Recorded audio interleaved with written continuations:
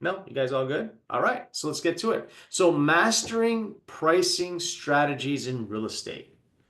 That's right there at the top of your line, top of your page, mastering pricing strategies in real estate. So let me ask you, how do you communicate to your client the pricing, the correct pricing of the home? Because we know that pricing is 95% of the marketing. Would you guys agree with that? So what do you do? How do you convince the client? How do you educate the consumer that that's the case? That pricing, 95% of the marketing is all about pricing. So I want to know tactics. What do you guys do? You have to show them what their current actives are, their competition. So if you show them their current competition and say you have to be the best in your price point, then in the eyes of the buyer, and that, in our market, everything sells 3.3 to 5% over the asking. So we just kind of try to drive that home that pricing is key and you want to be the best in the price point. So if there's 10 actives, then you want to be in there. So you want to be the best price home in the area in regards to your competition. Would you guys agree with Right. that? Okay. And what's that conversation look like? What are we saying to the consumer? How are we convincing them that they need to be the best price? 'Cause what if they say, well, my home's better than the other person's home, right? You say that that one is better than mine, but I think mine's better than mine. Well, you bring your laptop and you show them. So if they think it's $1,050,000 and then you show them homes that sold for $1,050,000, and let's say they have finished basements, they have a pool, they have a nanny, whatever they have, then you show them that's what $1,050,000 looks like in the market, and as opposed to their home. Love that. So you're bringing in your laptop, sitting them down, and educating them through like maybe a virtual tour, maybe some pictures, like whatever it is. So I love that. You're using your laptop to showcase what the competition is. Wonderful. Does anyone do anything different? No, you guys all the same? No, I also use when I'm giving them the comparative market analysis, I show them all the four homes, there's 4 or 5 homes or properties, and I show them the corrections to make the properties as valuable as one another, to show them what their house is worth. And then if they say that, well, we've already clarified that this one has, hardwood floors and granite throughout, or this one has not been updated, or this one has, they see it. It just, I guess, solidifies the photos that we're sharing. Okay, love that. Excellent. Hey, what role does motivation play when it's discussing price? You get the client, what role does their motivation play when it comes to pricing? It's everything. Oh yeah. Tell me more about that. What do you mean it's everything? If they're only testing the market and they're not going to sell, and they don't have to sell, then you got one paddle on that river.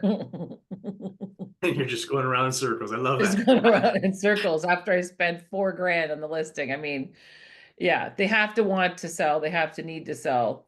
Okay. So what you got something, Mark?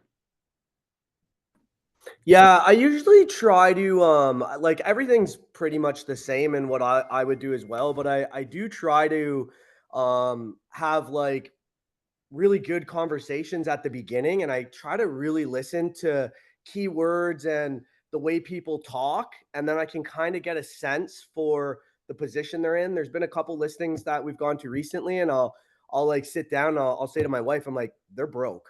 And she's like, what do you mean? And I'm like, man, did you hear they said this, and this? They're really struggling right now.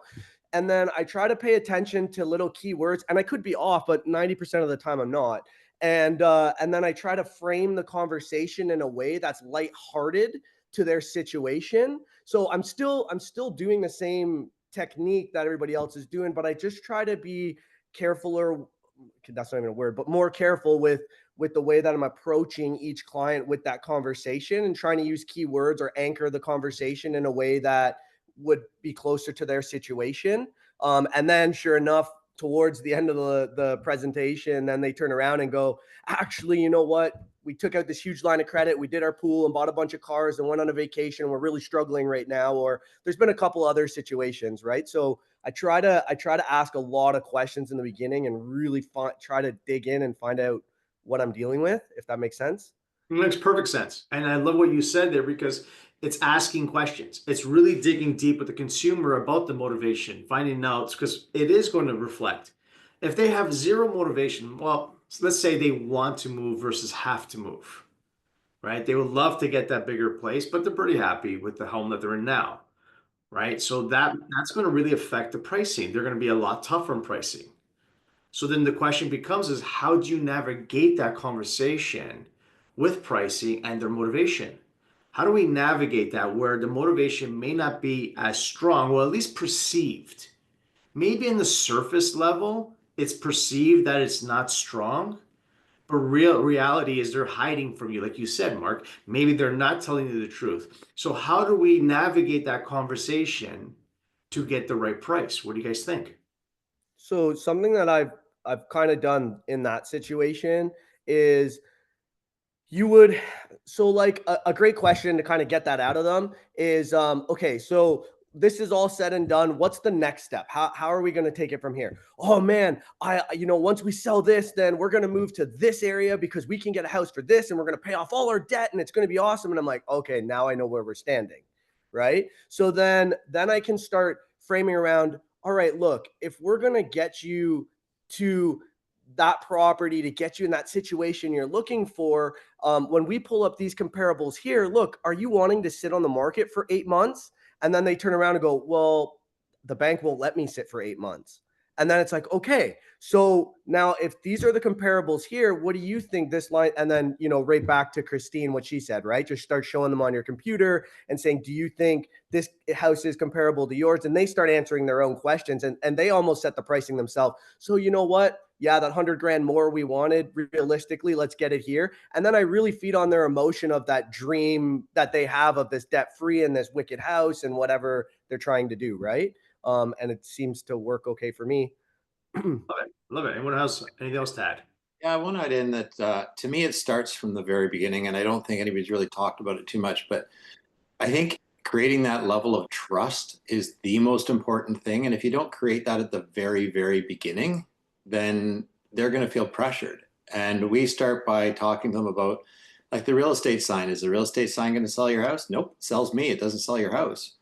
And when you say things like that, they're like, huh, I didn't know that. And is this brochure going to sell your house? No, probably not. But it's going to sell me because people are going to take it home to their countertop. They're going to put it on their countertop and they're going to look at it and they're going to go, hey, I want this guy to list my house when it comes up. So they've got to understand that you're being honest with them. And once they do, then when you have input later on, it's going to be much more meaningful than it would if you weren't honest from the beginning. I love that, Simon. So does that mean that when you're doing a presentation and we're presenting price, at what point should we be discussing price for the home?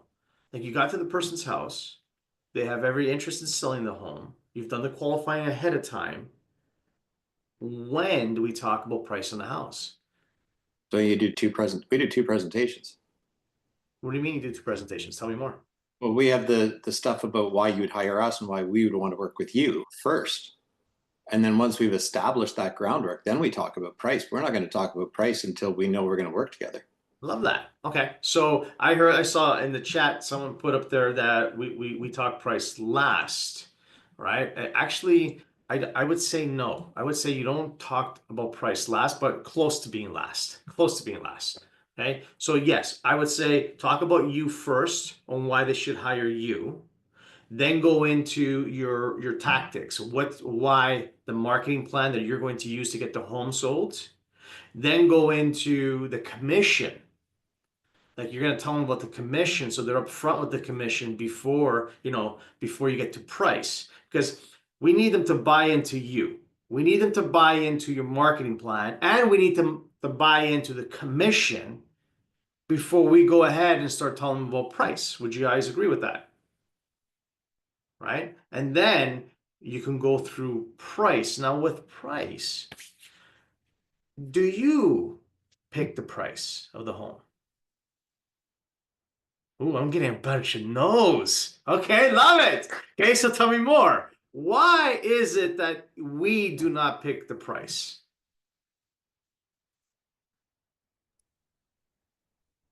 Partially because we don't know. That's what I tell them. I mean, honestly, we don't know what it's going to sell for. The truth Okay. is, we don't know. However, we are the market experts and we give them the valuation that is their property. This is the valuation of the property. And then there's 3 strategies you can use to sell. And which strategy are you going to choose based on your circumstance? And does what the circumstance they've told us about fit the strategy that they want to choose? Correct. We're not going to buy into telling them, hey, your home's going to sell for this much, because what if it doesn't? What if the market goes down?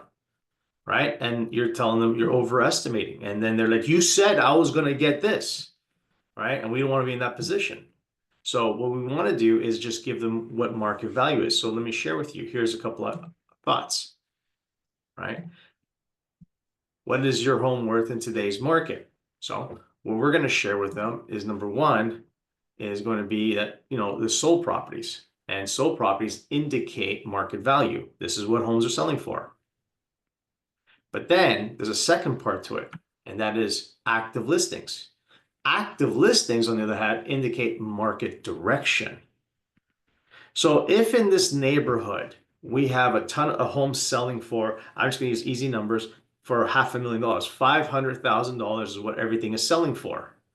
But then all of a sudden on the active listing portion, we see homes listed at 480, 470, 460. What does that tell you about price?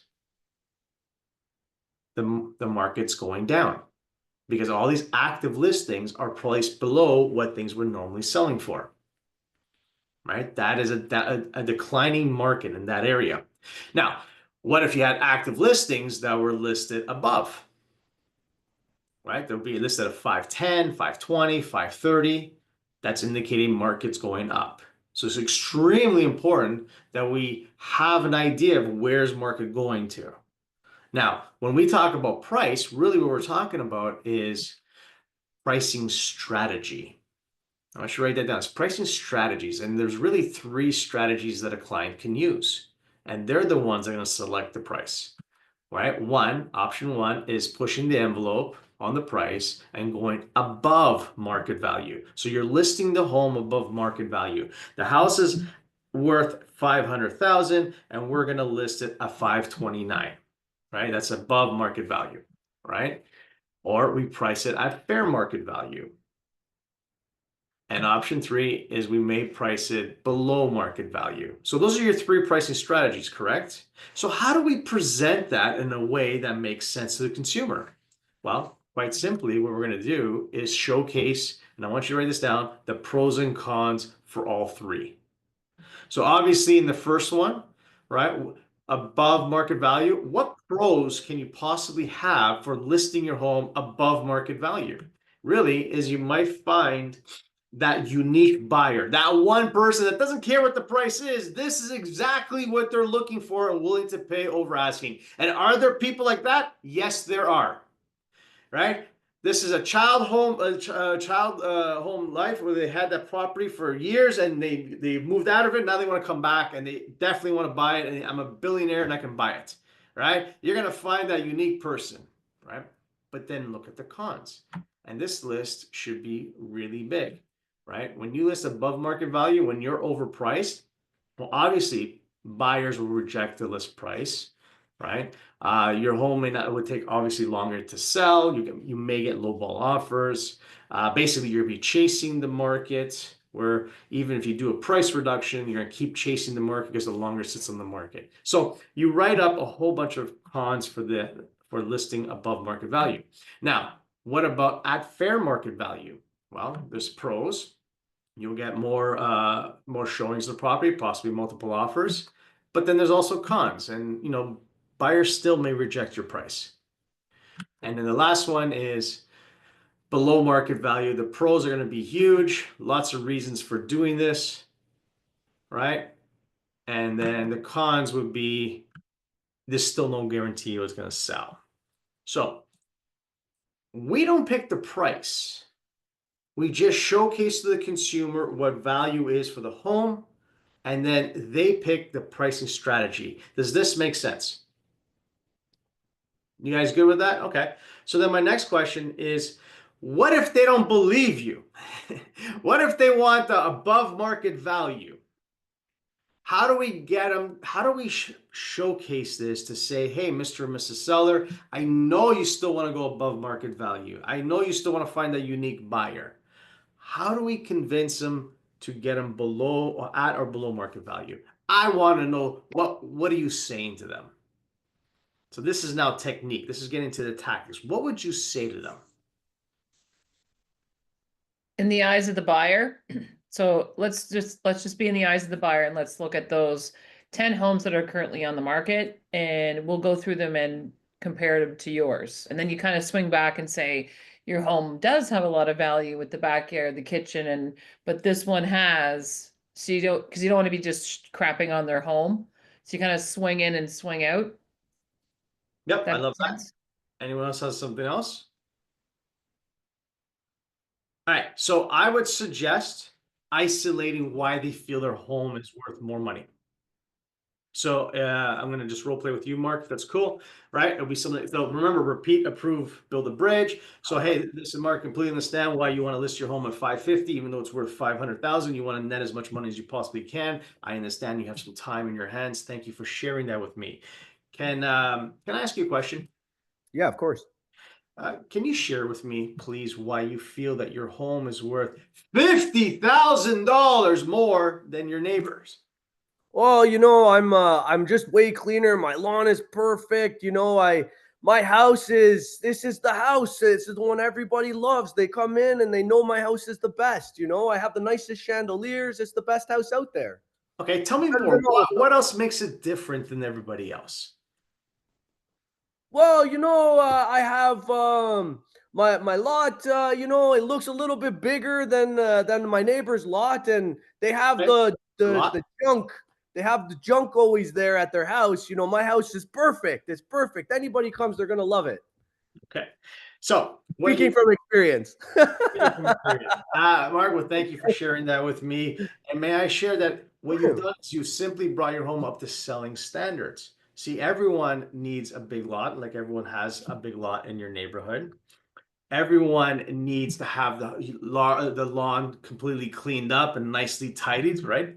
Right, without question, especially when you're putting the home up for sale. And that hot tub you put in, that extra feature that you put in the house that no one else has. Well, let me ask you, Mark, that hot tub, did you put it in for the next buyer or for your own enjoyment?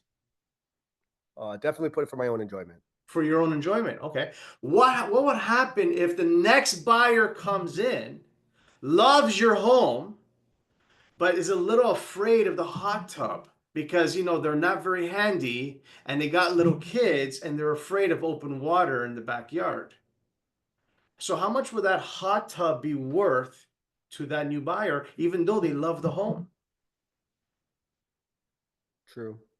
It won't be worth very much. So we can't give the hot tub any value to the next buyer. Does that make sense?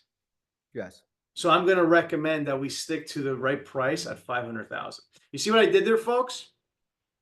There will be times where a client says to you, I have this feature. Oh, I have that feature. And that feature makes me stand out from everybody else. Right? And that's why I pointed out the hot tub. I was hoping you would say something like that. Hey, I got new windows. I got hardwood floors. I got a new roof.